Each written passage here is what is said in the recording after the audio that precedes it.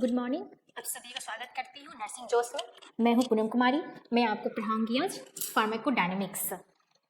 Pharmacodynamics, it is also made of two words, pharmaco and dynamics. Pharmaco means drug and dynamics means power.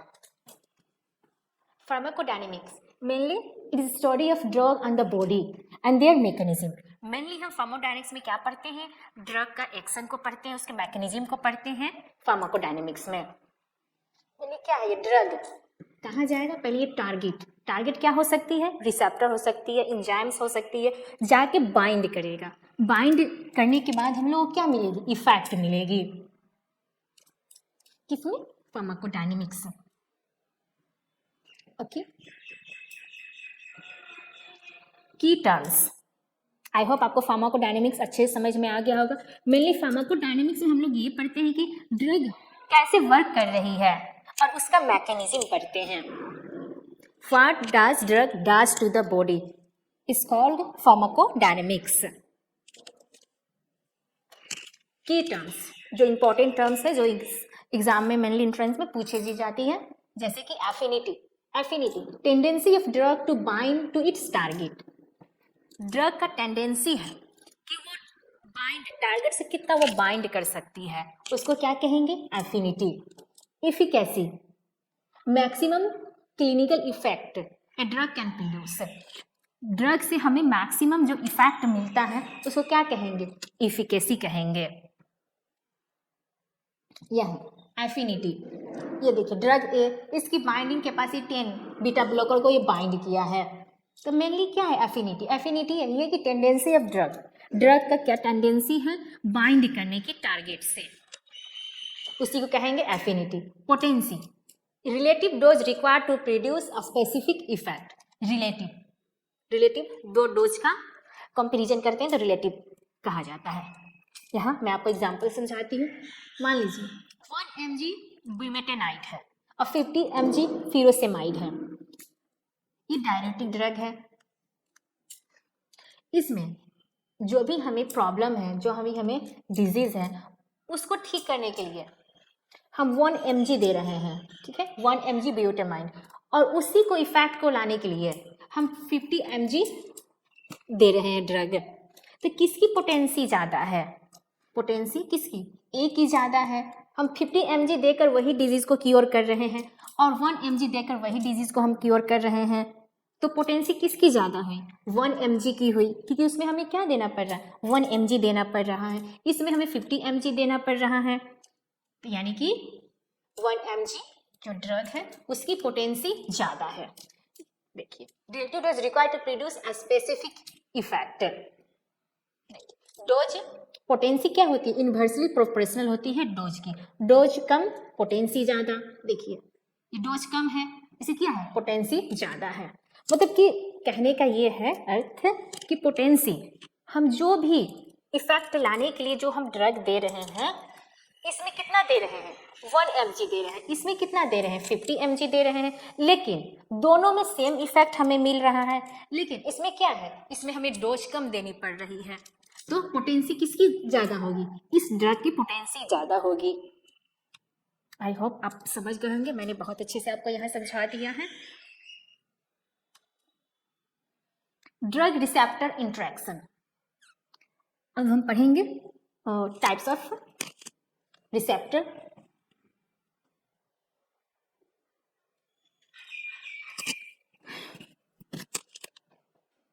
Drug receptor interaction. पहले मैं यहाँ आपको बता देती हूँ थोड़ा सा briefly. Intrinsic efficacy, ability of drug to activate receptor after binding. Drug bind करने के बाद क्या करेगा? रिसेप्टर एक्टिवेट होगा. ठीक है, उसको क्या कहेंगे? Intrinsic efficacy. किसका? एबिलिटी ऑफ ड्रग का एबिलिटी क्या करना? एक्टिवेट कर देना. किसको? रिसेप्टर को. आफ्टर बाइंडिंग करने के बाद रिसेप्टर को एक्टिवेट कर देना. Full agonist produce maximum effect. Full agonist जो होते हैं वो मैक्सिमम इफेक्ट हमें प्रोड्यूस करते हैं, मैक्सिमम इफेक्ट देते हैं. पार्शियल से ही पता चल रहा है, पार्शियल फुल से थोड़ा सा कम. प्रोड्यूस मैक्सिमम मैक्सिमल सब मैक्सिमल इफेक्ट, यानी कि मैक्सिमम से थोड़ा सा कम जो इफेक्ट देंगे उसको क्या कहेंगे? फुल पार्शियल एगोनिस्ट कहेंगे, पार्शियल एगोनिस्ट। प्रोड्यूस सब मैक्सिमल इफेक्ट, यानी कि फुल गोनिस्ट से थोड़ा सा कम इफेक्ट देगा उसको क्या कहेंगे? Partial agonist. एंटागोनिस्ट बाइंड तो करेगा रिसेप्टर से बट कोई इफेक्ट नहीं देगा, bind but block the receptor. Inverse agonist, inverse agonist क्या है? बाइंड करेंगे लेकिन वो क्या करेंगे? अपोजिट रिएक्शन शो करेंगे। देखिए एक गोनिस्ट से ये अपोजिट इफेक्ट शो करेंगे, उसको क्या कहेंगे? इन्वर्स। इन्वर्स का मतलब ही उल्टा, अपोजिट। अपोजिट काम करेंगे ये किसके? ये एगोनिस्ट के। चलिए मैं एग्जांपल से आप लोगों को समझा देती हूँ। एग्जांपल यहाँ देखिए, drug A, drug B, drug C, drug D, 4 drug लिए हम लोग और किस पे काम कर रहा है? बीटा 1 ब्लॉकर पे, बीटा 1 रिसेप्टर पे वर्क कर रहा है। ये क्या है? Beta 1 receptor. ड्रग ए गया बीटा 1 रिसेप्टर से बाइंड हुआ, क्या दिया? मैक्सिमल इफेक्ट दिया और इसको क्या कहेंगे?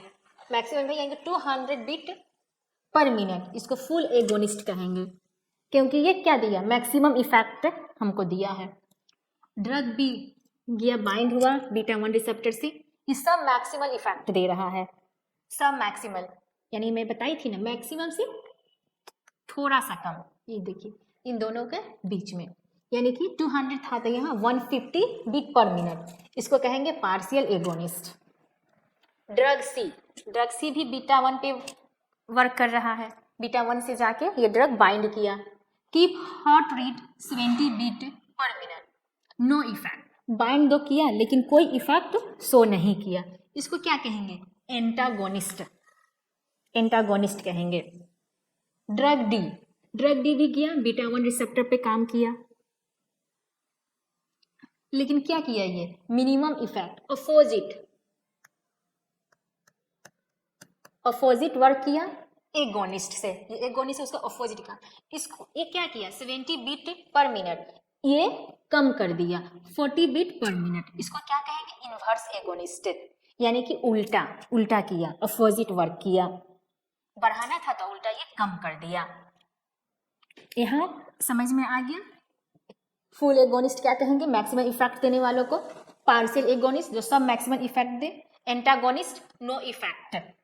Inverse agonist minimum effect, opposite effect show करेगा एगोनिस्ट का, उल्टा ये कम कर देगा। देखिए 40 beat per minute. Intrinsic value full agonist का +1 होगा, ये मोस्टली एग्जाम में पूछ लिए जाते हैं। +1 किसका होगा वैल्यू? तो फुल एगोनिस्ट का। 0 किसका होगा? एंटागोनिस्ट को। -1 इन्वर्स एगोनिस्ट, इन्वर्स मीन्स क्या है? उल्टा, तो ये याद रखिए -1। 0 एंटागोनिस्ट यानी कि कुछ इफेक्ट नहीं दिया। इंट्रिंसिक एफिकेसी, ये फुल एगोनिस्ट में +1 दिया, ये फुल दे रहा है वो।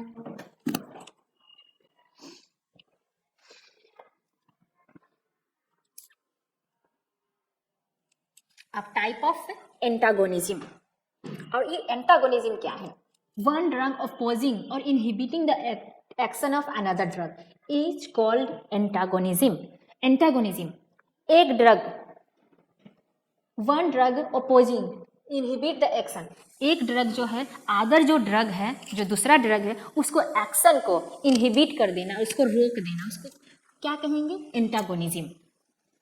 वन ड्रग इनहिबिट और against the action of another drug, दूसरे जो ड्रग है उसको एक्शन को क्या कर देना? अपोज कर देना या इनहिबिट कर देना। इनहिबिट मतलब रोक देना, उसको क्या कहेंगे? एंटागोनिज्म। ओके, एग्जाम्पल से आपको समझ में आ जाएगा। फार्माकोकाइनेटिक यानी कि फिजिकल एंटागोनिज्म।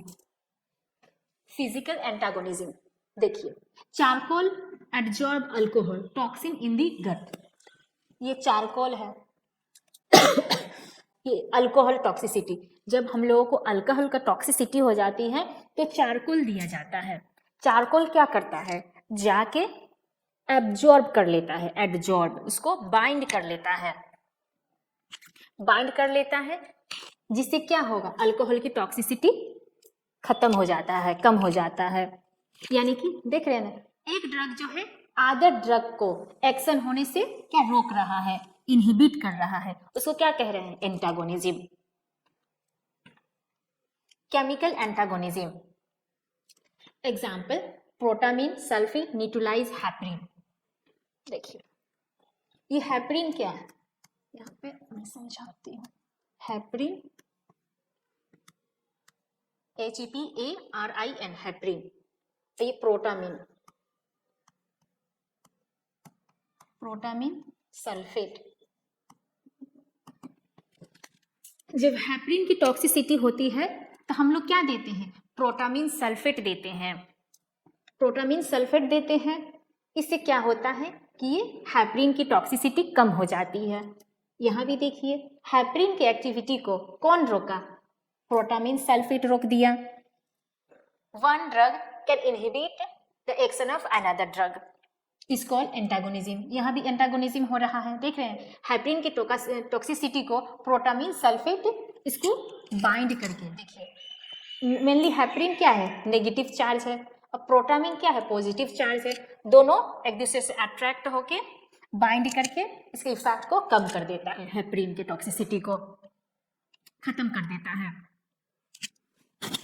अब तीसरा फिजियोलॉजिकल एंटागोनिज्म, ये डिफरेंट साइट पे पाया जाता है फिजियोलॉजिकल एंटागोनिज्म। जैसे एड्रेनलिन बीटा 2 रिसेप्टर पे है, और हिस्टामिन H1 रिसेप्टर पे है। ये क्या करेगा, histamine H1 receptor bronchoconstriction करेगा, हिस्टामिन क्या करेगा, ब्रोंको कॉन्स्ट्रिक्शन, और एड्रेनलिन क्या करेगा, बीटा 2 जो है ब्रोंको डायलेशन, ब्रोंकियल को डायलेट करेगा।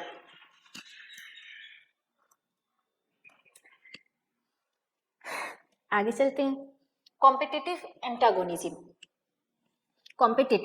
कॉम्पिटिटिव से ही पता चल रहा है कंपटीशन।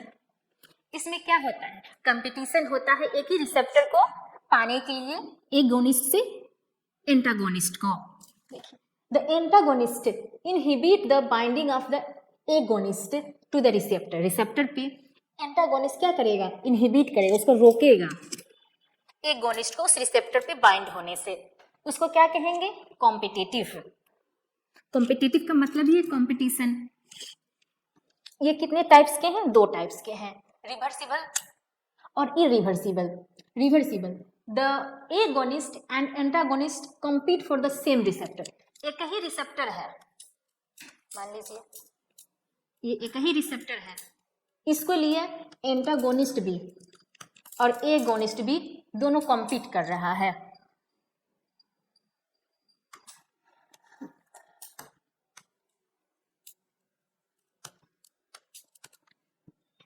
इसको क्या कहेंगे, रिवर्सिबल। ये मेनली ये बहुत कॉमन है, मोस्ट ऑफ द ड्रग में ही पाया जाता है। Example beta blocker. Irreversible rare में, रेयर केस में पाया जाता है, मतलब मोस्ट ऑफ द ड्रग में नहीं, मिनिमम ड्रग में ही पाया जाता है। जैसे पीपीआई लाइक ओमेप्राजोल, फेनोक्सिबेंजामिन, एस्प्रिन, ये सब में irreversible antagonism, irreversible competitive antagonism पाया जाता है। नॉन कॉम्पिटिटिव एंटागोनिज्म, नॉन मतलब कि कोई कंपटीशन नहीं है।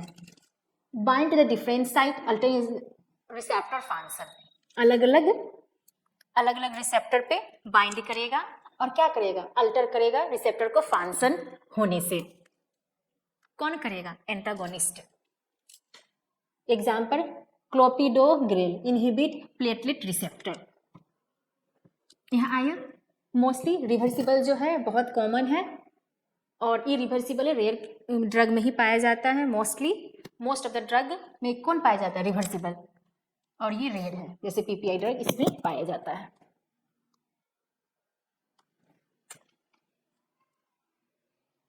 ड्रग सिनर्जिम, सिन और ergism, it is made of also 2 word, syn with, together with, syn और इगर, टुगेदर सिनर्जिम वर्ड, एक साथ काम करना। सिन का मतलब ही टुगेदर, इर्जिम यानी इर्गोन वर्क, एक साथ काम करना, इसको क्या कहेंगे? Synergy. One drug increase the effect of another drug is called synergy. Synergy में मेनली आप ये समझिए कि एक ड्रग जो है, एक ये ड्रग है, ये ड्रग, दोनों को हम मिक्स किए तो उसका इफेक्ट बढ़ जाएगा। एंटागोनिज्म में क्या था? एक ड्रग जो है अदर ड्रग को एक्शन को रोक रहा था, लेकिन नहीं, ये दोनों ड्रग मिलके इफेक्ट को और बढ़ा देगा। उसको क्या कहेंगे? सिनर्जी, यानी कि work together. Syn means together and ergo means work करेंगे टुगेदर, साथ मिलकर। देखिए यहाँ पे भी लिखा हुआ डेफिनेशन, वन ड्रग इंक्रीज, एक ड्रग जो इंक्रीज करेगा effect of another drug, another जो ड्रग है उसका इफेक्ट को बढ़ा देगा। एंटागोनिज्म में क्या कर रहे थे? इसका उल्टा था। चलिए, types. Additive effect, two drug with similar action. Two drug है, जैसे एडिटिव का मतलब क्या होता है? 1 + 1 इक्वल क्या होगा? 2 होगा। वैसे ही जब हम ड्रग को मिलाएंगे, एक ड्रग को दोनों को मिला के जो इफेक्ट मिलेगा उसको कहेंगे additive effect. Two drug with similar action, captopril, देखिए कैप्टोप्रिल को और निफिडिन को हम ऐड करके किसमें यूज करते हैं? हाइपरटेंशन में यूज करते हैं। Supra additive, one drug enhance another drug. Enhance it means increase कर देना। एक ड्रग जो है जो दूसरे वाला ड्रग ले उसको ज्यादा, इनहांस मीन्स इंक्रीज कर देना उसका इफेक्ट को। देखिए एग्जाम्पल से मैं समझाती हूँ। लीवोडोपा 100 mg का था, 100 mg का था और 90 mg मेटाबोलाइज हुआ। तो मेटाबोलाइज होने के बाद मेटाबॉलिज्म जब होगा तो कितना बचा? 10 mg गया उसके ब्लड में। लीवोडोपा 100 mg था, एब्जॉर्प्शन होने के बाद लीवर में गया 90 mg का क्या हुआ? मेटाबॉलिज्म हुआ। मेटाबॉलिज्म होने के बाद बस 10 mg सिस्टमिक सर्कुलेशन में जाएगा, लेकिन हमको 10 mg से तो हमें इफेक्ट नहीं मिलेगा। जो चीज़ के लिए हम लोग ये मेडिसिन ले रहे हैं, ड्रग ले रहे हैं, तो हम क्या करेंगे? ऐड करेंगे कार्बिडोपा को हम लोग क्या करेंगे? इसके साथ देंगे, जो क्या करेगा? ये मेटाबॉलिज्म को रोक देगा, अल्टर करेगा और हम लोगों का इफेक्ट कितना मिलेगा? 100% इफेक्ट मिलेगा। इसी को क्या कहेंगे? सुप्रा एडिटिव। सुप्रा मतलब कि ज्यादा, सुपर। सिनर्जिम समझ में आ गया? दो ड्रग का इफेक्ट को बढ़ा देना।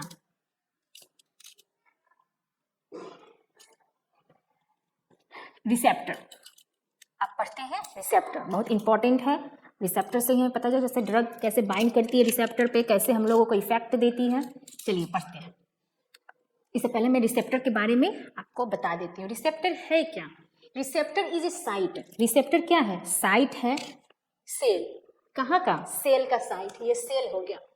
Receptor is a site on the cell with which an agonist bind to bring about the change। Cell पे जो सेल है उसमें क्या पाया जाता है? रिसेप्टर। कहाँ रहता है रिसेप्टर? तो आप क्या कहेंगे? रिसेप्टर मेनली कहाँ रहता है? सेल। सेल के ऊपर में भी पाया जाता है, आउटर सरफेस पे भी और अंदर भी। Receptor is a site on the cell with which an agonist. जितने लाइगेंड होते हैं आके इससे बाइंड होते हैं और हमको डिजायरेबल जो इफेक्ट है हम लोगों को मिलता है। जब तक बाइंड नहीं होगा रिसेप्टर से हमें कोई इफेक्ट नहीं मिलने वाला है। Receptor are protein. रिसेप्टर क्या है? मेनली रिसेप्टर जो है प्रोटीन से बना हुआ है। जितने यहाँ देख रहे हैं receptor, enzymatic receptor, ligand gated ion channel receptor, जितने रिसेप्टर हैं सब किससे बना हुआ है? मैक्रोमोलिक्यूल्स, प्रोटीन से बना हुआ है। और रिसेप्टर कहाँ पाया जाता है? सेल में भी पाया जाता है, साइटोप्लाज्म में भी और न्यूक्लियस में भी।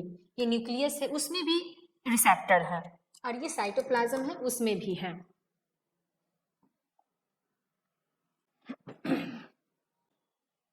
अब हम पढ़ते हैं types of receptor.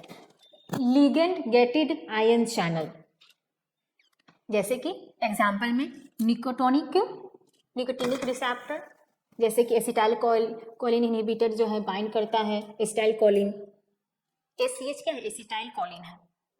Other Gauba, NMDA, 5-HT3 receptor, ये सब क्या है? लाइगेंड गेटेड चैनल का एग्जाम्पल है।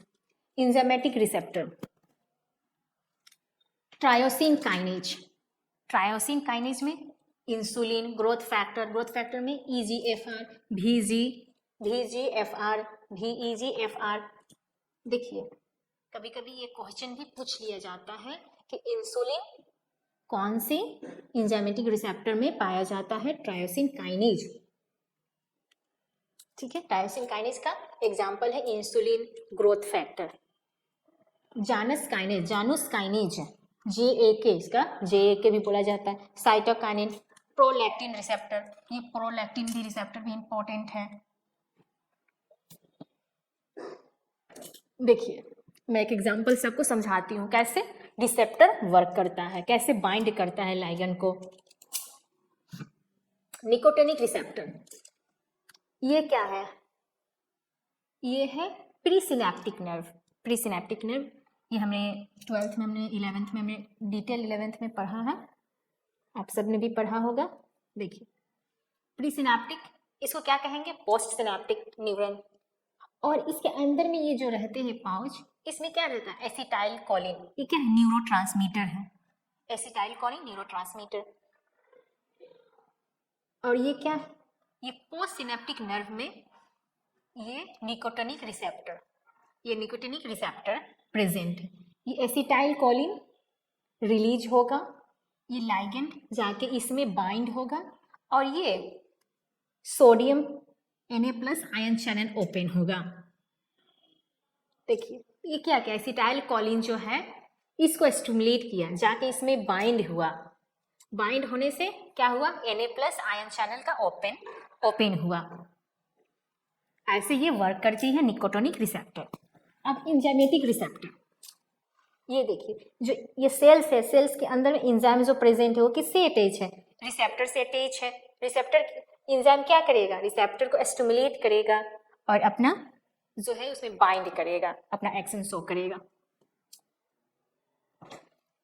Nuclear receptor, nuclear receptor, nuclear, इसमें क्या है? ये जो सेल है, सेल के ये साइटोप्लाज्म, ये क्या है?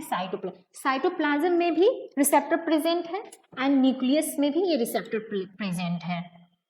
ये देखिए ये क्या है? रिसेप्टर बाइंड है किससे? लिगेंड से। और ये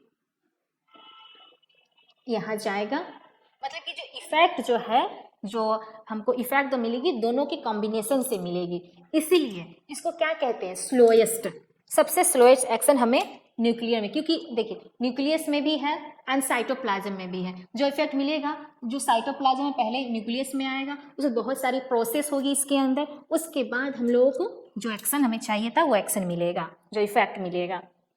देखिए अब ये दोनों बहुत इंपॉर्टेंट है। न्यूक्लियर में कौन सा रिसेप्टर प्रेजेंट है एंड साइटोप्लाज्म में कौन सा प्रेजेंट है? न्यूक्लियर T3T4, T3T4 किस में प्रेजेंट है? न्यूक्लियर में। विटामिन A2, रेटिनोनिक के एसिड, PPAR। देखिए इस्ट्रोजन और प्रोजेस्टेरोन, ये एग्जाम में आ सकता है आप लोगों के। इस्ट्रोजन और प्रोजेस्टेरोन किस में प्रेजेंट है? तो न्यूक्लियस में प्रेजेंट है ये रिसेप्टर। और साइटोप्लाज्म में देख लीजिए एंड्रोजन, एंड्रोजन क्या है? मेल हार्मोन्स है। टेस्टोस्टेरोन क्या है? मेल हार्मोन्स है। साइटोप्लाज्म में कौन सा है? एंड्रोजन, मिनरलोकॉर्टिकॉइड, ग्लूकोकॉर्टिकॉइड और विटामिन डी। देखिए यह है important vitamin D receptor. Vitamin D यहाँ से आपको मान लीजिए इस्ट्रोजन आ गया, प्रोजेस्टेरोन आ गया, T3T4, और यहाँ से आपको दे देंगे B3 विटामिन डी रिसेप्टर। तो पूछेगा यहाँ पे क्वेश्चन आपसे कि साइटोप्लाज्म में कौन सा प्रेजेंट है रिसेप्टर, तो आपको कहना होगा विटामिन डी रिसेप्टर। ऐसे करके प्लीज आप दोनों का डिफरेंस अच्छे से पढ़ लीजिएगा। न्यूक्लियर में कौन सा प्रेजेंट है? T3T4, विटामिन A2, PPAR, और ये estrogen progesterone, estrogen and progesterone. और साइटोप्लाज्म में एंड्रोजन, ये भी इंपॉर्टेंट है, mineralocorticoid glucocorticoid, vitamin D, androgen, ये सब बहुत इंपॉर्टेंट है। ये न्यूक्लियर रिसेप्टर वाला जरूर पढ़ लीजिए। और इसमें भी इंसुलिन, ये भी इंपॉर्टेंट है।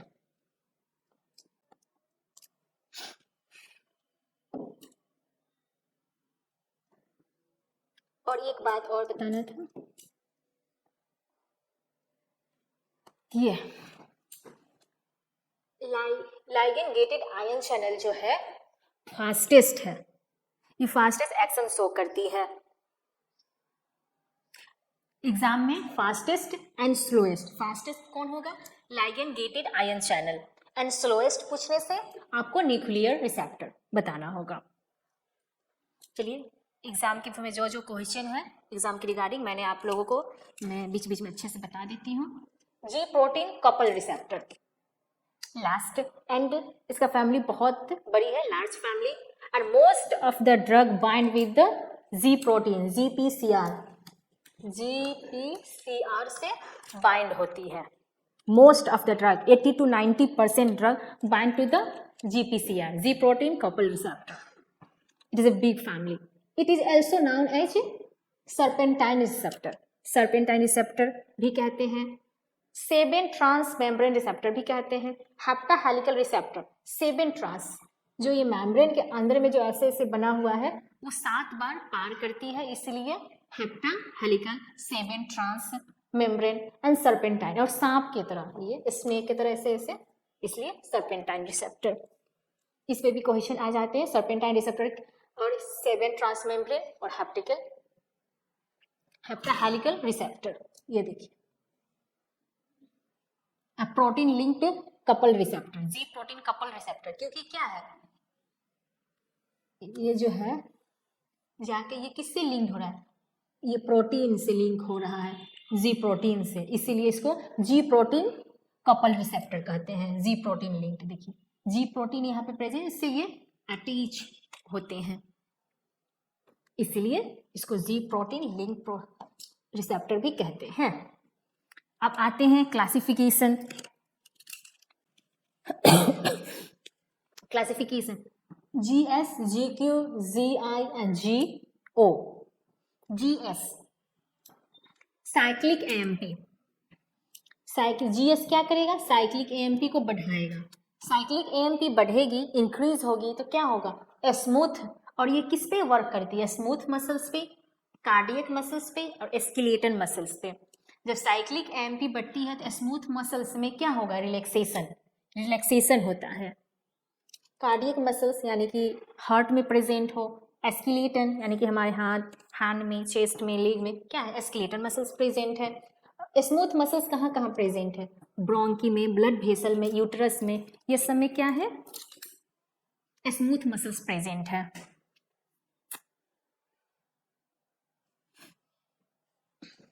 और ये क्या करवाते हैं? ये रिलैक्सेशन, स्मूथ मसल्स में रिलैक्सेशन करवाते हैं, लेकिन कार्डियक मसल, स्केलेटल मसल इस में कंट्रैक्शन करवाते हैं। अब आते हैं GQ क्या करेगा? Ca2+ कैल्शियम को बढ़ाएगा, कैल्शियम आयंस को Ca2+ को बढ़ा रहा है, ये इंक्रीज कर रहा है। इंक्रीज करने से क्या होगा? स्मूथ मसल से उसका कंट्रैक्शन होगा, कंट्रैक्शन होता है। Ca2+ बढ़ता है हमारे मसल्स में तो कंट्रैक्शन होता है। अब GI और GO ये क्या करेंगे? साइक्लिक AMP को डिक्रीज कर रहा है, ये भी इसको भी कम कर रहा है, Ca2+ को भी।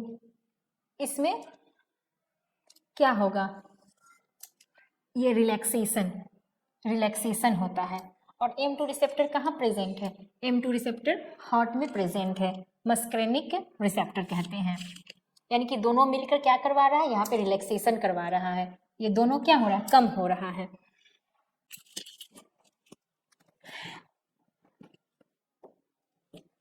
Types of drug effect. अब आते हैं आगे, ड्रग का क्या इफेक्ट है? थेरेपेटिक इफेक्ट का मतलब जो हम इफेक्ट लाने के लिए ड्रग हम लिए थे वो इफेक्ट मुझे मिल गया, उसको क्या कहेंगे? थेरेप्यूटिक इफेक्ट कहेंगे। देखिए, पेन रिलीफ बाय पैरासीटामोल, यानी कि हमें दर्द था। पैरासीटामोल क्या है? एनाल्जेसिक है, एंटीपैरेटिक है।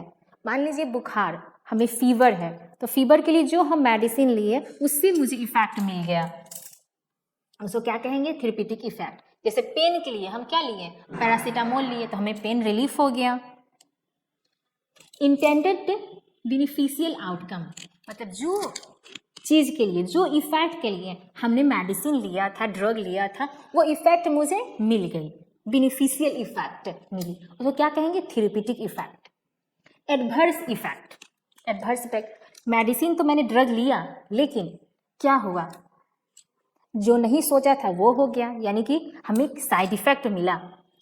जैसे एडवर्स इफेक्ट, उसको क्या कहेंगे? Adverse effect. Example, nausea from antibiotic, antibiotic लिए थे, किसके लिए? इन्फेक्शन के लिए लिया जाता है, बैक्टीरियल इन्फेक्शन के लिए, लेकिन क्या हो गया? नोजिया हो गया, मुझे उल्टी आने जैसा मन होने लगा, वो क्या हुआ? एडवर्स इफेक्ट हो गया। जो हम नहीं सोचे थे, अनइंटेंडेड हार्मफुल रिएक्शन, जो हम नहीं सोचे थे वही रिएक्शन हमारे बॉडी में देखने को मिल गया, उसको क्या कहेंगे? एडवर्स इफेक्ट कहेंगे। टॉक्सिक इफेक्ट, जब हम ओवरडोज ले लेते हैं तो हमें क्या होता है? टॉक्सिक इफेक्ट होता है। जैसे लीवर कैसे डैमेज होती है? एक्सेसिव पैरासीटामोल, जब हमको बुखार हुआ खा लिए, सर्दी हुआ खा लिए, दर्द हो रहा खा लिए, मतलब कि एक्सिस डोज हम जब ले लेते हैं तो क्या होता है? टॉक्सिक इफेक्ट होता है, उसी को क्या कहते हैं? Toxic effect. Severe harm due to overdose, overdose लेने के कारण जो इफेक्ट होती है उसे क्या होता है? टॉक्सिक इफेक्ट कहते हैं। यहाँ पे एग्जांपल में लीवर कैसे डैमेज हो रहा है? ज़्यादा एक्सिस, एक्सिस मीन्स ज़्यादा हम लोग क्या खा लिए? पैरासीटामोल ले लिए, इसलिए लीवर डैमेज हो गया। As most liver damage paracetamol खाने से होती है, हमें इसीलिए हमें कम से कम लेना चाहिए। फार्माकोविजिलेंस मैंने बता दिया है आपको क्लिनिकल फार्माकोलॉजी में, फिर भी मैं बता दूंगी दोबारा। टॉलरेंस, ये बहुत इंपॉर्टेंट है, टॉलरेंस। एग्जाम्पल से मैं समझाती हूँ, फिर मैं आपको ये रीड करके डेफिनेशन समझाऊंगी। चलिए, मुझे 5 mg 10 mg,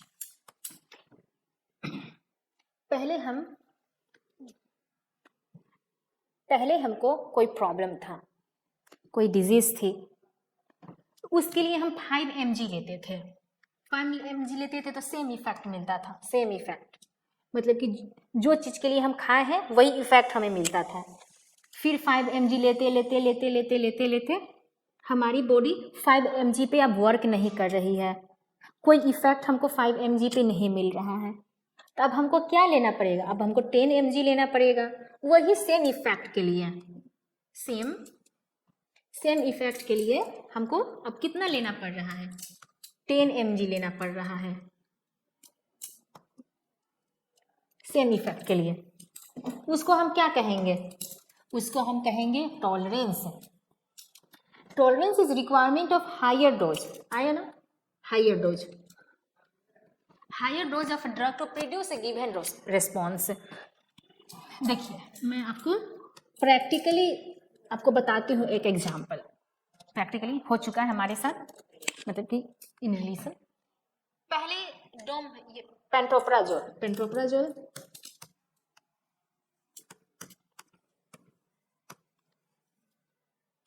पेंटोप्राजोल 20 mg का होता है, जो गैस के लिए, एसिडिटी के लिए खाया जाता है सुबह खाली पेट में। आप सुनते ही होंगे पेंटोप्राजोल एम्प्टी स्टमक में लेना चाहिए, तो गैस का मतलब कि एसिडिटी में आपको इफेक्ट मिलेगा। पहले 20 mg लेते थे, क्योंकि उसको गैस्ट्रिक प्रॉब्लम था, गैस्ट्रिक, तो 20 mg लेते थे। लेते लेते लेते लेते लेते ऐसा टाइम आया कि 20 mg पे कोई इफेक्ट नहीं मिलता था, कोई इफेक्ट नहीं मिलता था।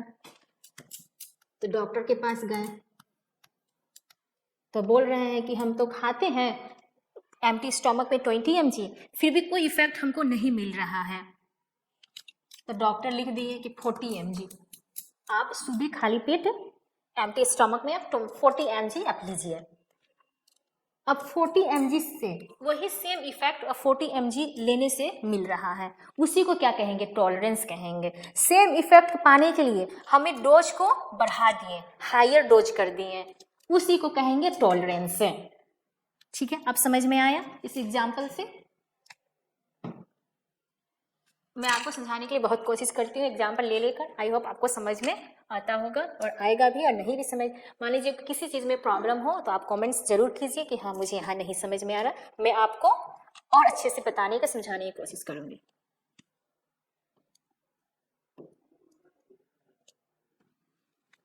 Okay, thank you so much. आज के लिए इतना ही। अगली में मैं आपको फार्माकोकाइनेटिक्स पढ़ाऊँगी और बताऊँगी कि इसमें क्या क्या टॉपिक से क्या क्या क्वेश्चंस आ सकते हैं, जैसे मैंने आज आप लोगों को बताया है वैसे ही। और मैं MCQ क्वेश्चन भी करवाऊंगी इस टॉपिक पे। तब तक के लिए थैंक यू।